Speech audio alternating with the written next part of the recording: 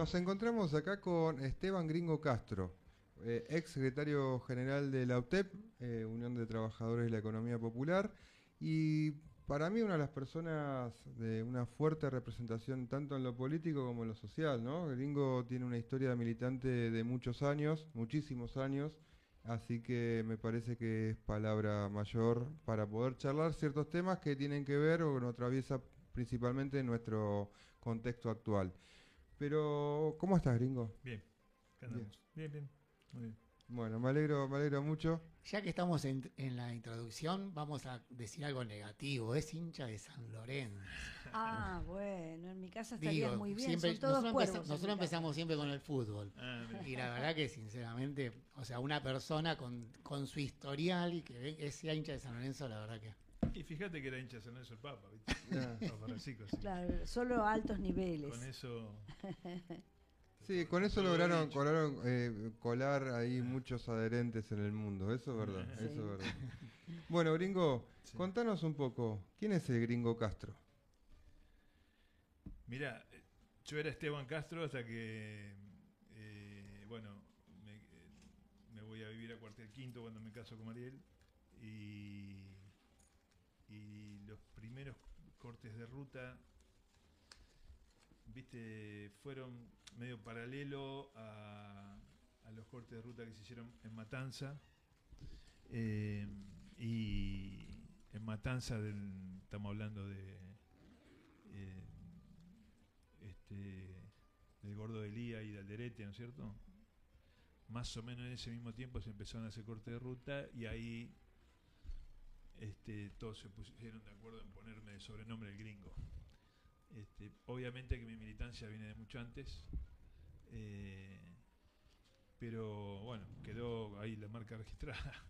A partir de ahí todo el mundo me empezó a llamar así, y de ahí para adelante fue un proceso de lucha que fue creciendo cada vez más, ¿no es cierto? La verdad que cuando uno mira para atrás dice qué cantidad de peleas que hemos dado.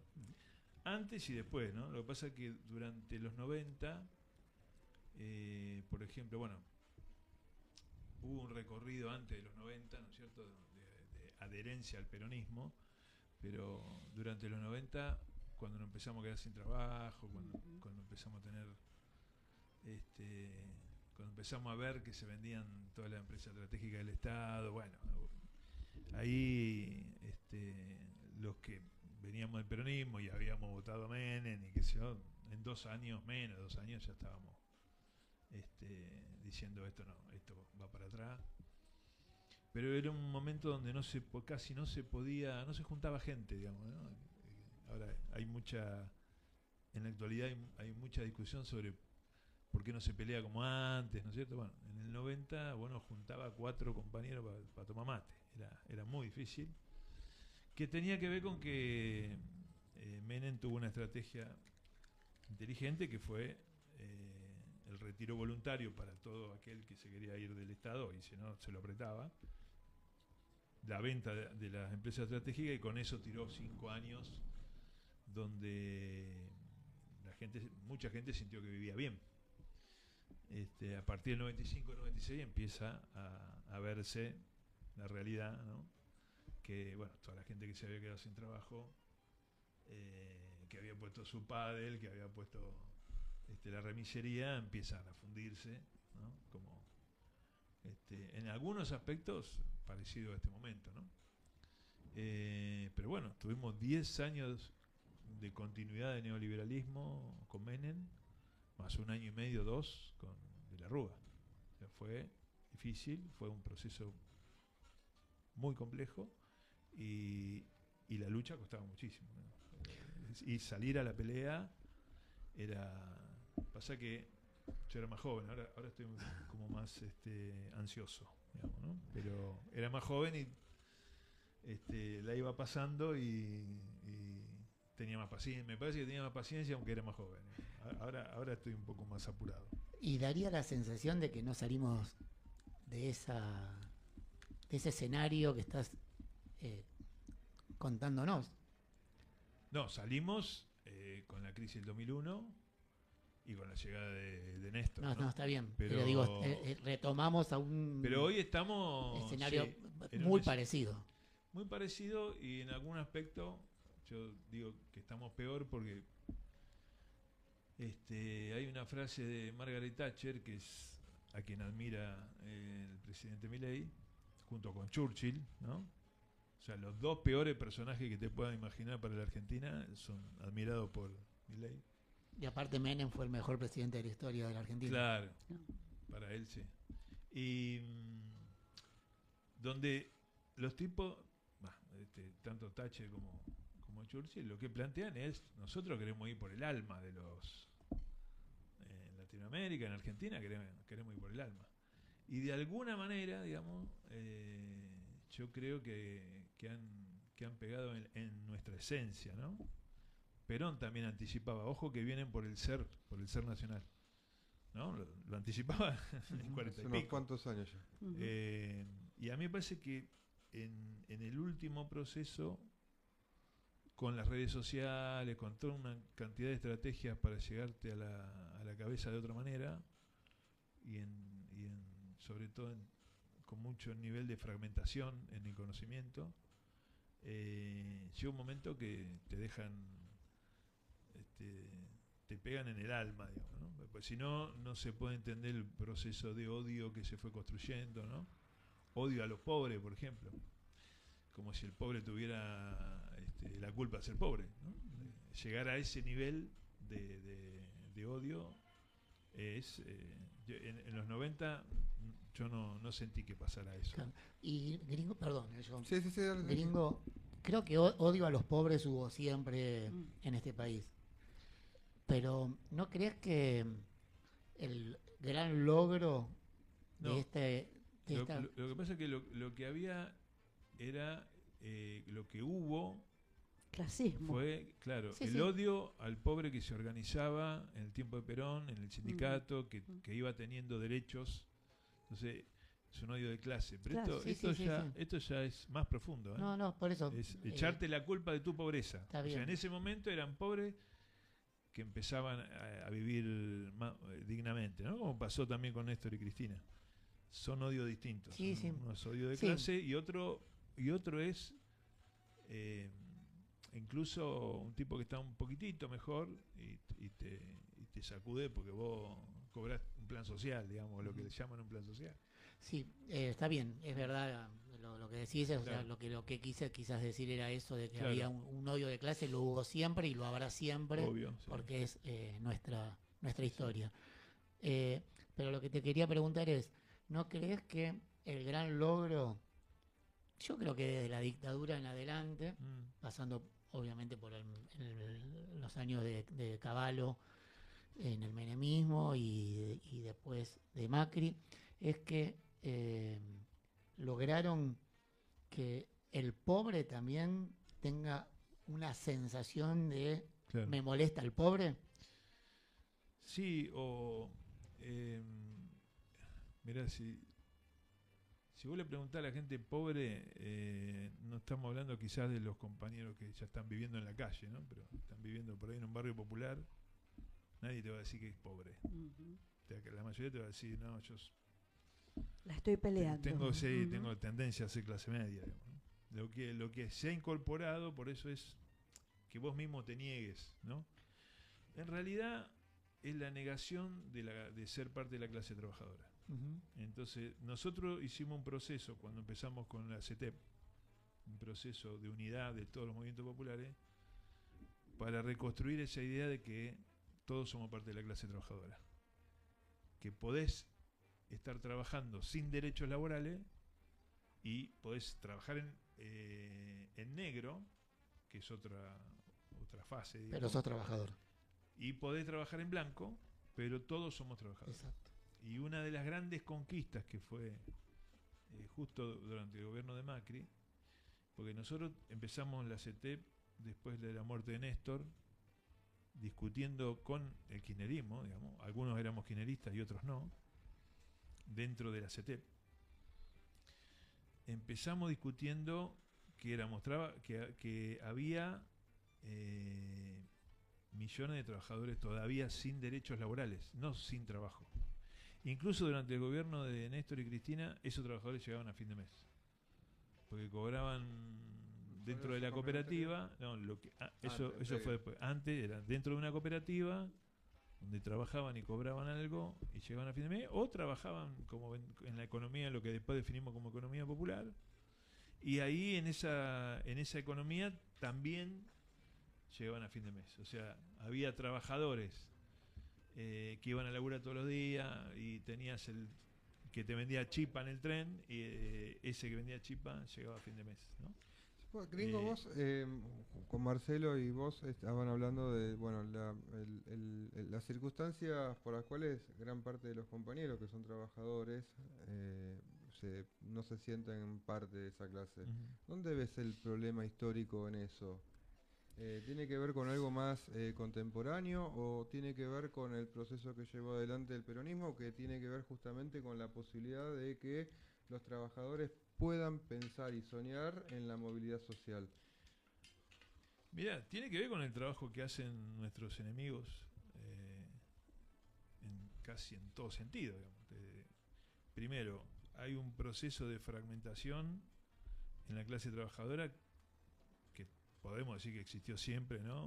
Un sector de la clase trabajadora que ganaba bien, que antes se le decía la aristocracia obrera, ¿no? Y un sector de la clase trabajadora que está en precarización casi absoluta. Eso divide, eso no te permite reconocerte como parte de la clase trabajadora. Por ejemplo, el que trabaja en términos autónomos, independientes, digamos, y que tiene 2, 3 trabajos, es muy difícil. ¿A qué sindicato pertenezco? ¿Cuál es mi identidad? Es muy complejo. Eso se logró con el peronismo, porque con el peronismo se logró pleno empleo y todo el mundo sindicalizado, cosa que no pasó en ningún otro país de Latinoamérica de esa manera. Y eso se fue perdiendo del 76 para acá en un proceso progresivo con la interrupción del gobierno de Néstor y Cristina, que también tuvo, ya te digo, una parte de la clase trabajadora que rondaba para mí el 25% de la clase trabajadora, que trabajaba pero no tenía derechos laborales. Y el resto de la clase trabajadora, que sí tenía derechos laborales, inclusive los que mejor ganaban, también le costaba sentirse parte de la clase trabajadora, digamos, parte de un movimiento de los trabajadores que tienen que discutir de política. Entonces vos ya empezás a vivir bien, empezás a pensar como una persona de clase media que no se siente identificado con la clase trabajadora. Claro.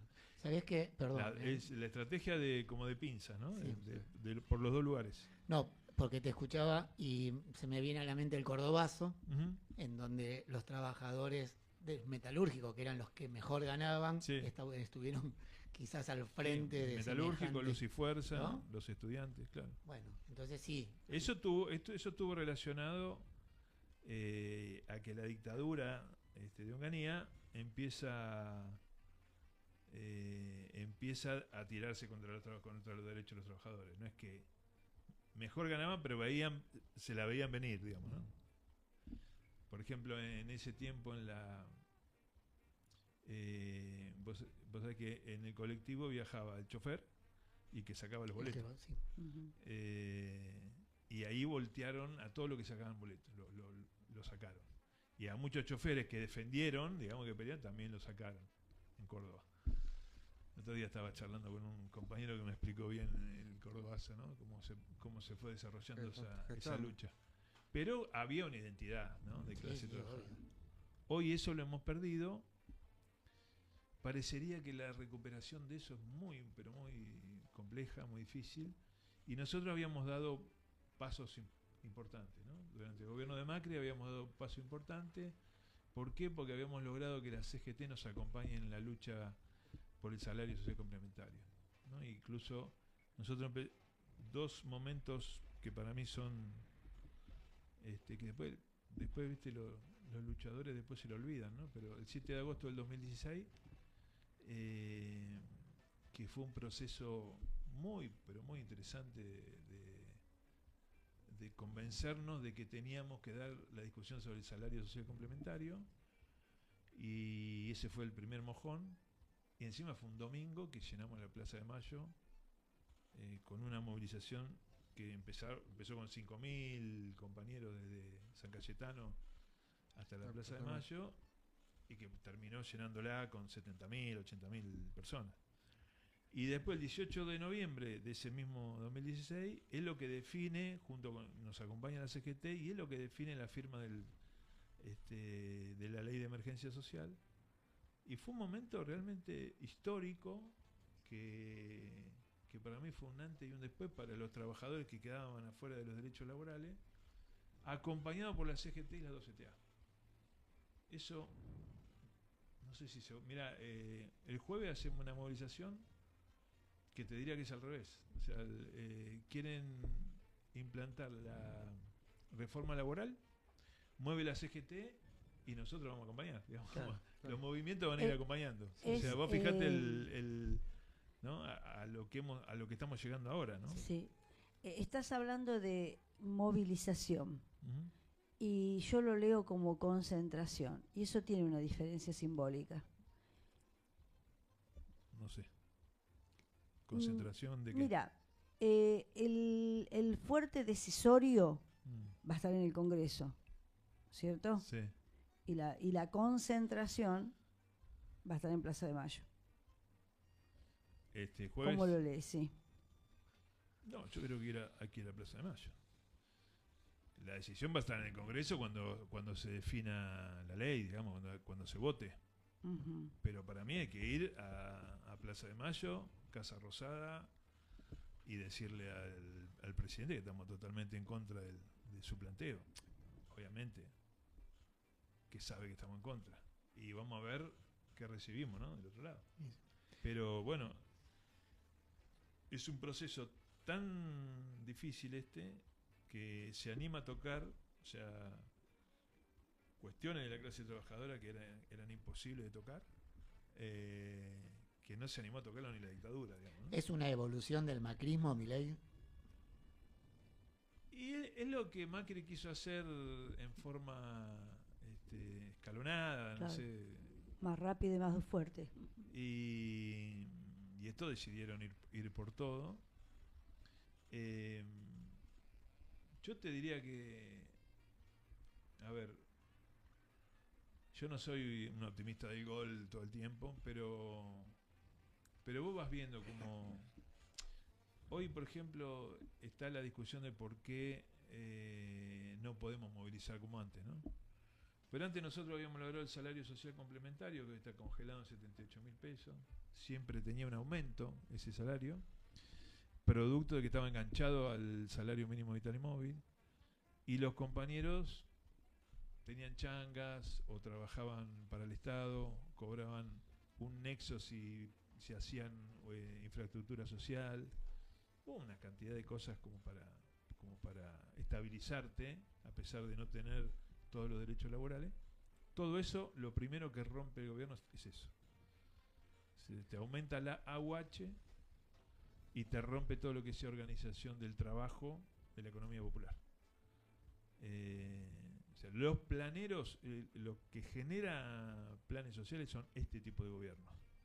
Justamente sí. Nosotros pensamos lo contrario, que hay que disponer de un dinero, porque vos no llegás a fin de mes, pero para contemplar tu trabajo, el trabajo que vos haces, no para que te quede en tu casa. Sí, tiene en realidad el Estado, esta concepción de Estado, lo que tiene una mirada, el Estado no tiene que resolver la vida a nadie.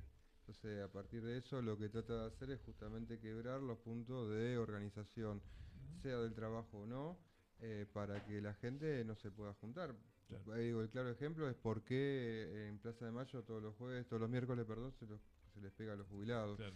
Gringo, yo te hago una pregunta, si se puede, corta, y ya vamos más a lo nacional. ¿Qué le faltó a la UTEP para romper este esquema que presentó Milei, fundamentalmente? Mirá, yo me voy a hacer cargo de la parte que me toca a mí. Durante el gobierno de Alberto, nosotros teníamos que haber profundizado la organización sindical. Es decir, haber de alguna manera haber salido de la idea de movimiento popular y armar el sindicato. Entonces, el que quiere ser movimiento popular, que se dedique a la política, que haga todo lo que tiene que hacer. Ahora, el sindicato era la organización de los trabajadores por rama de la economía popular y había que organizar las regionales. Son dos cuestiones que no se pudieron priorizar. Acordate que hubo 2 años de pandemia, después 2 años donde el gobierno de Alberto era golpeado permanentemente.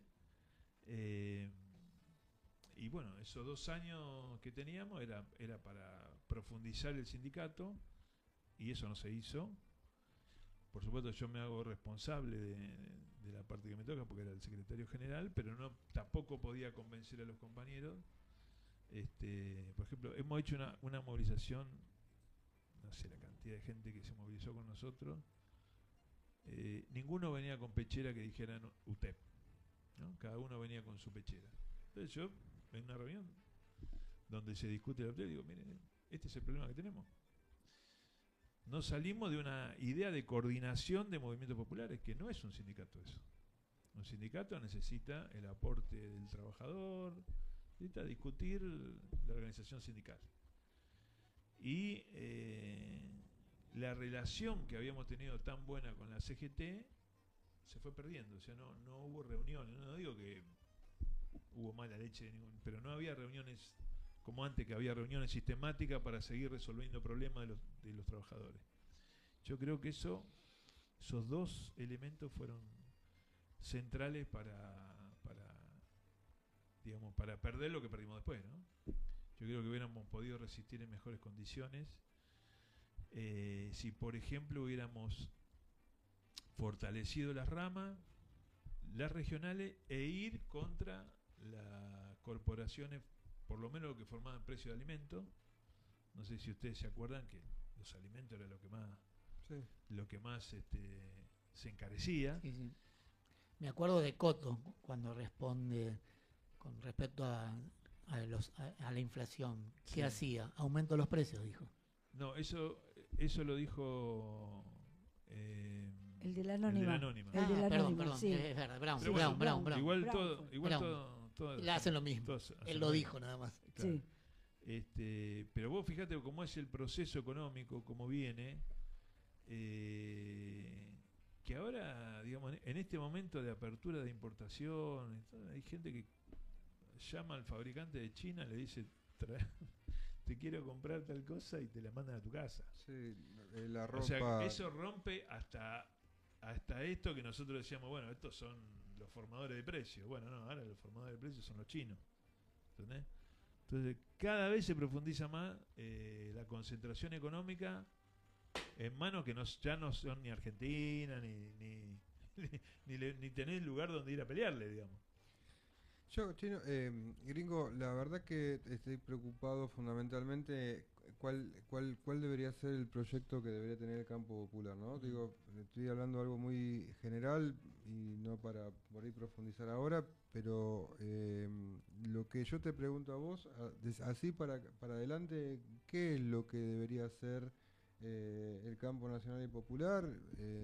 Primero para enfrentar este proceso de la verdad político del Estado que la verdad que está destruyendo, ¿no? el tejido social. Y por el otro, digo, ¿qué es lo que nos debería faltar a nosotros para poder consolidar mínimamente 4 o 5 ideas fundamentales para la consistencia de la vida de las personas, fundamentalmente de los sectores más humildes? Mirá, ¿viste el embajador norteamericano? Antes de venir, lo que dijo, Sí. nosotros vamos a tratar de mantener presa a Cristina, Sí. y vamos a ir a hablar con cada gobernador, Mm. porque vamos a ir a hablar por las partes. Sí. Ahí están los dos elementos centrales. Meter en cana a la principal referente, le guste a quien le guste, es la principal referente del peronismo. ¿Entendés? Meter en cana a la principal referente del peronismo y al haber logrado un proceso de balcanización, yo le llamo balcanización política, digamos, donde los gobernadores, cada gobernador parece que es dueño de la provincia. Pasa también con los intendentes, digamos. ¿Por qué? Porque estás obligado a defender la parte. Como no tenés, te quedaste sin proyecto nacional, y vos no ponés para el común, sino que defendés lo propio. Y eso pasó en las organizaciones populares, pasa en los sindicatos, cada uno va defendiendo lo que tiene construido. Y no hay proyecto nacional. Que de alguna manera siempre trataba de sintetizarlo Cristina, más allá de todas las discusiones internas que haya, era la que sintetizaba, con después, por supuesto, después hubo discusiones internas, peleas, no voy a ser el tonto con la discusión que hay con Kicillof, o con un sector de la cámpora que se abre y se va con Kicillof. Pero entonces es fundamental para los enemigos de nuestro pueblo quebrar la idea de movimiento nacional y de proyecto nacional, proyecto de país. Y eso lo quebraron. De ahí surge la batalla cultural, digo, la tan plasmada batalla cultural que, digo, me refiero al punto de lo que Milei plantea antes de asumir. Pero te digo, esto no pasa por la cultura. O sea, primero rompieron la clase trabajadora, la quebraron, la fracturaron.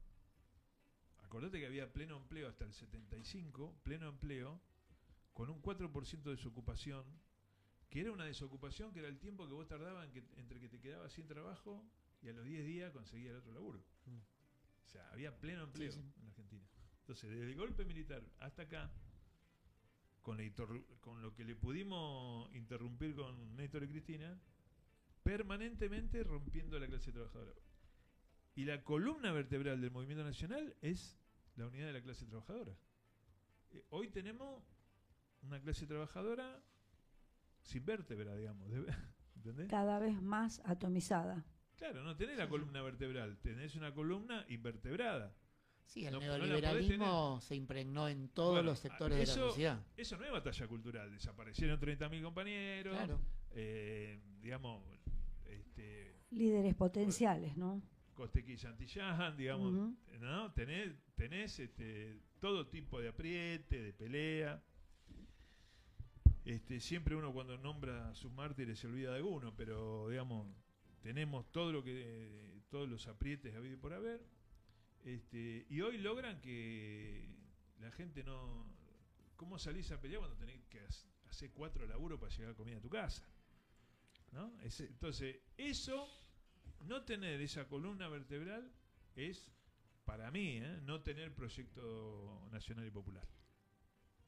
Si no está la columna vertebral de los trabajadores, el proyecto no es nacional y popular. El proyecto es empresarial. El proyecto de los empresarios. Que es un proyecto liberal, que es un proyecto que no te va a repartir, no te va a distribuir la riqueza. ¿Entendés? Entonces, sí. El peronismo, ¿qué se le critica hoy al peronismo? Que, por ejemplo, no supo o no quiso decir nada durante las elecciones. Pero, digamos, ¿qué tenés para decir? ¿Cómo construís un movimiento nacional sin la unidad de la clase trabajadora? Sí, ¿Y cómo se construye la unidad de la clase trabajadora hoy? Por lo menos preguntándole a los compañeros de que trabajan. ¿Y cómo se organiza el trabajo que hacen? ¿Cómo organiza hoy un sindicato con los compañeros que están trabajando en Rappi? No, y por ejemplo... Yo conozco experiencias, pero a nadie se hace esa pregunta. Entonces, si vos no tenés ningún tipo de organización, esos pibes terminan votando a Milei, que es algo que nosotros planteamos hace años. Se lo planteamos, me acuerdo, al kirchnerismo. Yo siendo kirchnerista, ¿no? Dijo, si no se organiza lo que queda afuera, después te lo organiza el enemigo. Te lo confunde y te lo organiza el enemigo. Bueno, es lo que está pasando. Entonces tenés balcanización política, no tenés proyecto nacional porque no tenés unidad de la clase trabajadora. Así que imagínate el laburo que tenés que hacer para construir un modelo, porque muchos hablan de programa, pero ¿quién lleva adelante el programa? ¿Quién es el sujeto de la transformación de un país? Si no es la clase trabajadora, claro. ¿Quién es? ¿Qué son los empresarios? es el capital financiero internacional, son los chinos, los yanquis. ¿Eso van a transformar la Argentina? No, eso Bueno, claro. habrá que ver cuál es el objetivo, en qué la quieren transformar. No, Sí, yo sí. estoy hablando desde el campo popular, ¿no? Ah, bueno. Lo que queremos transformar nosotros se hace con un sujeto un sujeto de la transformación que siempre fue la clase trabajadora, no fue otro. Yo también, Eso Perón lo tuvo clarísimo. Gringo, yo te decía de la batalla cultural cuando vos planteabas el tema de la destrucción del ser nacional, ¿no? Ahí sí, claro. Ahí está. Yo lo pienso en esos términos, cómo quebrar la conciencia de los individuos para lograr la mayor Sí. fragmentación Que sea lo menos social colectivo posible. exactamente. Marcelo, vos Sí, querés no, preguntar algo. yo Dale. quería preguntar, igual matame si está mal lo que te voy a decir, pero pareciera que los que hablan mal de la política, que son apolíticos, son los únicos que están haciendo política en este país. Bueno, es una estrategia, una vieja estrategia, ¿no? Decir, soy apolítico. No, pero El tipo digo, que te dice, soy apolítico, hace política. pero la oposición no dejó de lado la política, la discusión política. Y los únicos que están haciendo política son Yo estos creo que tipos. están más encriptados, más No. cerrados. Ellos instalaron el debate de que la salvación son los grandes empresarios. También su política. Eso es una política. Bien, Claro. por eso digo. Y los nosotros decimos lo contrario. La salvación está en los trabajadores que producen, trabajadores de servicio, y en la comunidad organizada. Son los dos elementos. Ahora, la comunidad organizada está compuesta por trabajadores. Y nosotros, desde el peronismo, creemos en la armonía entre el capital y el trabajo. Pero peleamos para eso. No es que, che, mirá qué linda la armonía y los que cada vez ganan más plata son armónicos con los trabajadores. No, eso no ¿Y sucede. no crees si no que hay la pelea. historia nos demostró de que no es posible eso? ¿Eh? ¿No crees que la historia ya nos demostró que no es posible esa armonía? No, vos tenés que pelear para lograr esa armonía. Si no hay pelea por parte de la clase trabajadora, no hay armonía. No hay posibilidad. Y si la representación política de la clase trabajadora no representa a la clase trabajadora, no hay posibilidad. Sí, yo en lo particular creo, son pocos los intendentes e intendantas que particularmente siguen teniendo una base en los sectores populares, ¿no? Me refiero a que mínimamente sigan viviendo más o menos sus barrios, que sigan viviendo en el distrito donde están, o donde conducen, ¿no? Que no vivan en una isla particularmente. Son muy poquitos. Sí, contado trabajando con para su pueblo. Sí, pero más allá O de que con uno su puede pueblo. cometer errores o no, Obviamente, más allá ya. de toda esa cuestión, digo, hay una cuestión que vos no podés esquivar, que es el hecho de lo social. El termómetro de lo social no te lo pueden venir a contar, porque cuando te la cuentan, creo que es donde más... Y gran parte de la política en general perdió esa relación con lo social, ¿no? No sé si, no voy a preguntar sobre esto particularmente, Gringo, pero sí te quiero preguntar ¿cómo ves el panorama nacional teniendo en cuenta que yo recuerdo 2017 una lucha feroz en torno a la reforma previsional, ¿no? Sí. Y ahora se viene una reforma laboral, una reforma tributaria, una reforma Penal. total del Estado, ¿no? Reforma educativa, ¿no? Esto lo hemos charlado Sí, muchas sí. veces con Raquel. ¿Ves un marco de resistencia popular? ¿Ves que es posible que esa destrucción del Estado logre consolidarse en estos 2 años? ¿Ves esas condiciones? Mira, nosotros cuando peleamos contra Macri, Cristina nos había dejado un colchón muy alto, ¿viste? De organización para la pelea. No quedamos con ese colchón después de Alberto. Quedamos con un proceso inflacionario. Cristina se fue con una plaza llena. Nosotros nos fuimos con unos 140 de inflación, o 150, no sé cuánto. Y después estos tipos vinieron muy fuerte a pegar. Pero yo siempre veo gente haciendo cosas, digamos, ¿no? Siempre digamos, lo que recorro, no dejo de asombrarme por la capacidad de nuestro pueblo, que a veces desarticuladamente va haciendo cosas. Eso en algún momento la crisis lo junta. El tema es quién lo organiza, digamos. Quién se pone a la cabeza de la organización, quién es capaz de sintetizar, ¿no? Bueno, eso nosotros y no es un tenemos peligro ansiedad eso, porque haya alguien que sintetice, y todavía no se visualiza. Pero a Néstor no lo vio nadie tampoco, digamos, ¿no? Entonces, mientras haya pueblo que se organiza, que lucha, que da distintos tipos de peleas, en algún momento se va a dar la gran batalla, digamos, ¿no? Bueno, estamos hablando con el gringo Castro y vamos a ir a un corte, si te parece, un Dale. minutito nada más. Yo quiero rescatar, antes de ir al corte, dos cositas que dijo que son importantísimas. No es optimista del gol, por lo tanto es un buen hincha de San Lorenzo. Vamos al corte, Chino.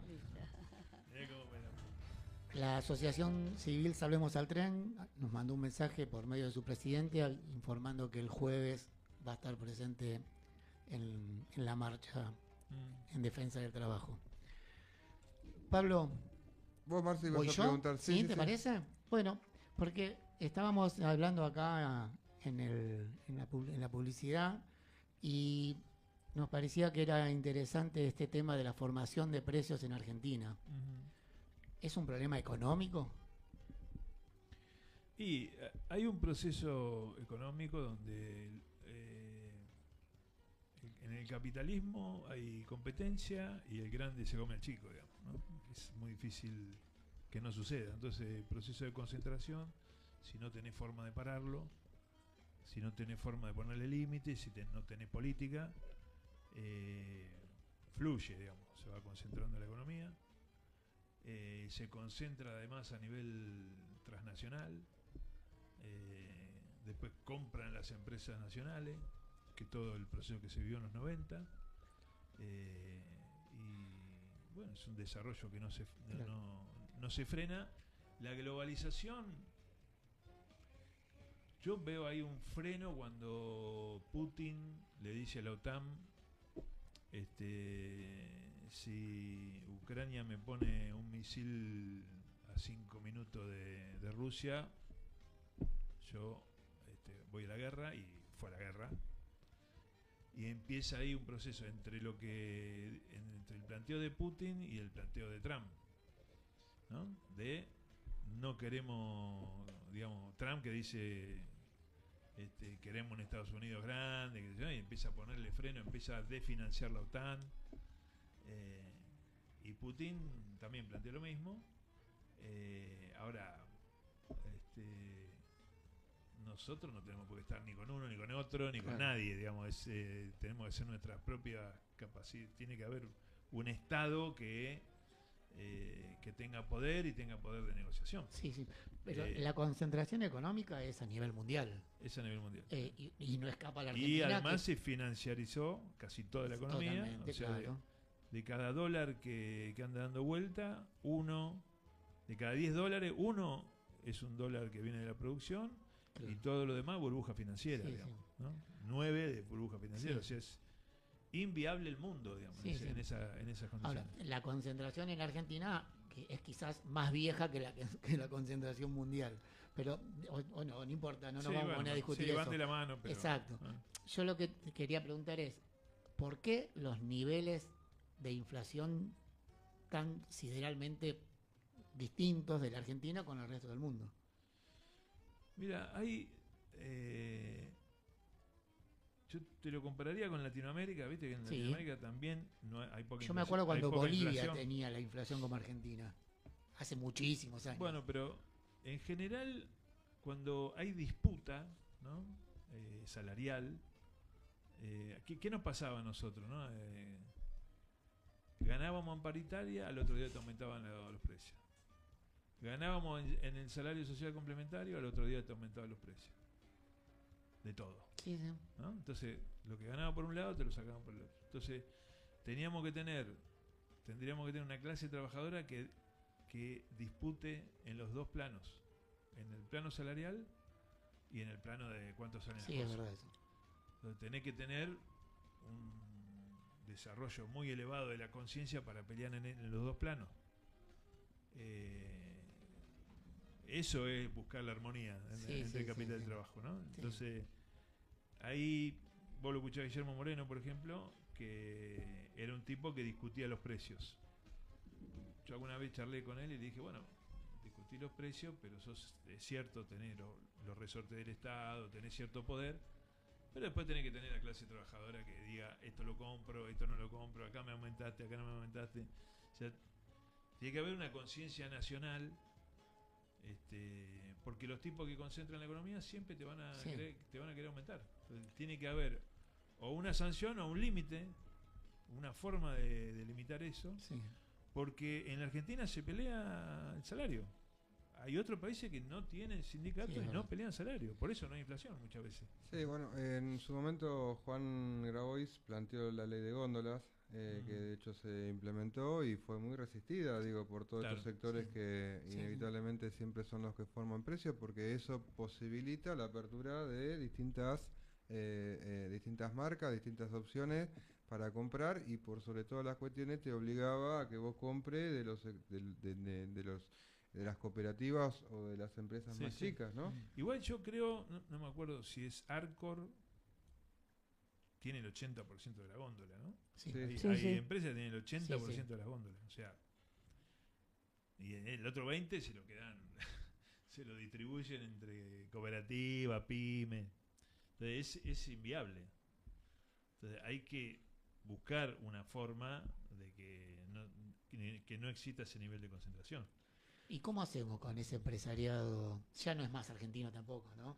Claro, bueno. Pero Y bueno, ¿cómo armonizábamos con ese empresariado argentino que en la primera que es pudo que- vendió es que todo? Te vuelvo a repetir que cuando los tipos rompen la comunidad y rompen al trabajador asalariado, reconstruir eso es la única forma de salir. Por lo tanto, si no se piensa en términos de lo nacional, de lo patriótico, ¿no?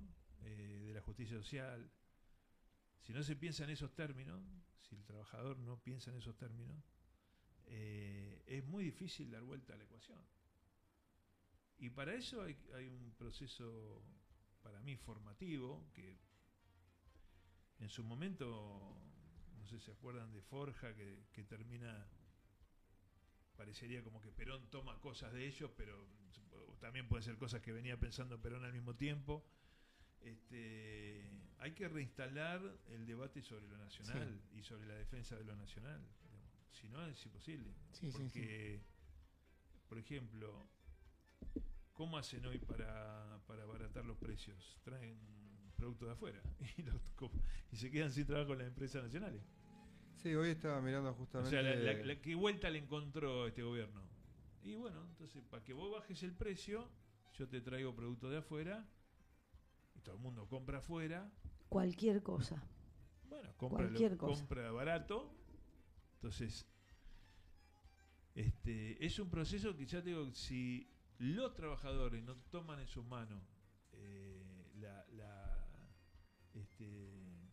lo patriótico, lo nacional, lo popular, ¿no? Es muy difícil, aunque le tenga que comprar afuera porque no te alcanza la guita, tiene que haber espacio de debate político para que se entienda esto. Sí, es Sí, una y guerra también continua esta. Igual, sí. yo, gringo, te agrego alguna cuestión y en otra. Creo que es necesario el Estado fuerte porque Claro. sin eso es muy difícil que se puedan consolidar ciertas cosas. En un simple hecho, digo, ¿no? Hoy estaba escuchando un kiosco que vendía productos navideños, traían mantecoles de España. Tenía 3 tipos de mantecoles, ¿no? Entonces, en el análisis de la compra, en general, no lo hacían ahí en la entrevista, sino lo hicieron posterior. El producto valía 10 y lo vendían a 115 pesos, ponele, por decirte un número, ¿no? El porcentaje de margen de ganancia constantemente de los distintos, hay una conciencia en esto también. Y eso pasó Hay siempre. algo- Que, hay algo que se te rompió, marca esa cuestión. Hay algo que se rompió igual, Raquel, Sí. en los 90 en relación a eso. Sí, tiene que vos hablabas de la inflación. El sí, gringo sí, hablaba no, de no. la inflación en Latinoamérica.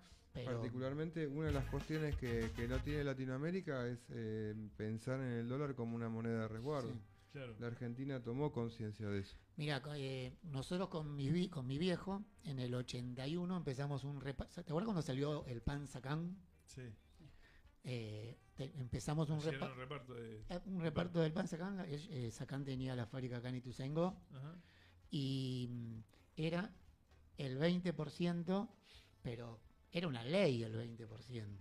Por eso las regulaciones del Estado son tan necesarias. Pero no había ninguna regulación estatal con respecto a eso. O sea, vos le ponías el 20%, el almacenero le ponía el 20%, era algo que estaba totalmente establecido.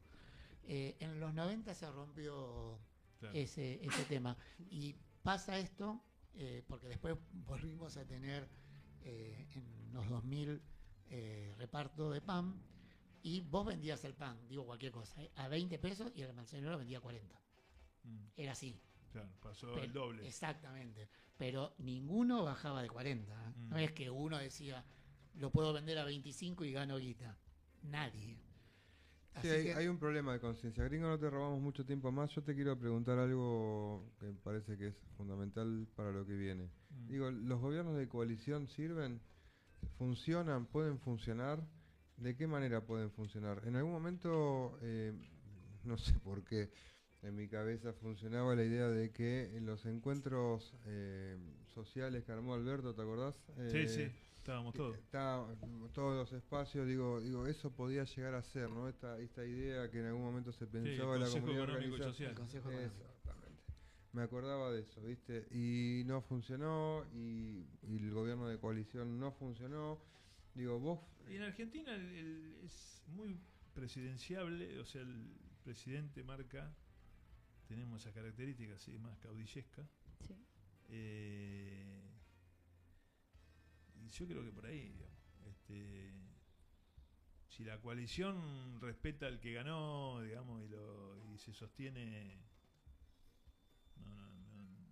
no hay problema, pero no, es decir, acá no han funcionado, ¿no? Lo que llaman coalición, por ejemplo, los radicales se juntaron con los de Juntos por el Cambio o el PRO, y yo mandaba Macri. Así era el esquema. Inclusive la transversalidad que había propuesto Néstor, llegó un momento que dijo, Los primeros años fueron buenos. llegó un momento que Sí. se te corren, se Sí, te van sí. corriendo, pum, tenés que Te votan tenés que en mandar contra, vos. Claro. en la decisión final. Perdimos la 125, que es toda una discusión la 125, Sí, obviamente, ¿no? Pero bueno, no, acá es el presidente, tiene que tener voz de mando, tiene que definir, por supuesto que tiene que tener colaboradores, y ya te digo, nosotros, los que venimos de extracción peronista, es fundamental que haya un movimiento, ya no se le puede llamar movimiento obrero, como en la sociedad asalariada. Me acuerdo Juan Carlos de Medio decía, bueno, hay que profundizar la relación del movimiento de los trabajadores, que incluye los trabajadores que están en el marco de la formalidad y los trabajadores que están, él tomaba la idea de economía popular. Yo creo que es eso, lo que pasa que es plantearlo suena utópico, ¿no? Porque como está hoy la clase trabajadora, con los niveles de fragmentación que tiene, parecería que nunca se puede dar. Pero esa es la pelea que hay que dar, digamos. Nosotros, digamos, ¿cuándo logramos felicidad en el pueblo? Bueno, cuando hubo los mayores niveles de unidad posible de la clase trabajadora. Seguro. Es así. En otros momentos no. Cuando eso se empieza a fracturar, acordate cuando empieza un poco la fractura entre Cristina y Moyano, ¿se acuerdan? Sí, sí. Empezó esa pelea. Yo dije, chao, loco, acá, si esto no se recompone, vamos mal. Y fuimos para atrás.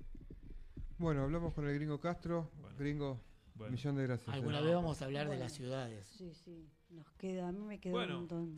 No hoy, porque ya no nos va a quedar tiempo. El proceso de la construcción de nuevas ciudades les va a parecer más utópico que la unidad de la clase trabajadora. Pero está muy bueno. Pero está bueno, sí. Bueno, gracias, Gringo. Bueno, muchas gracias.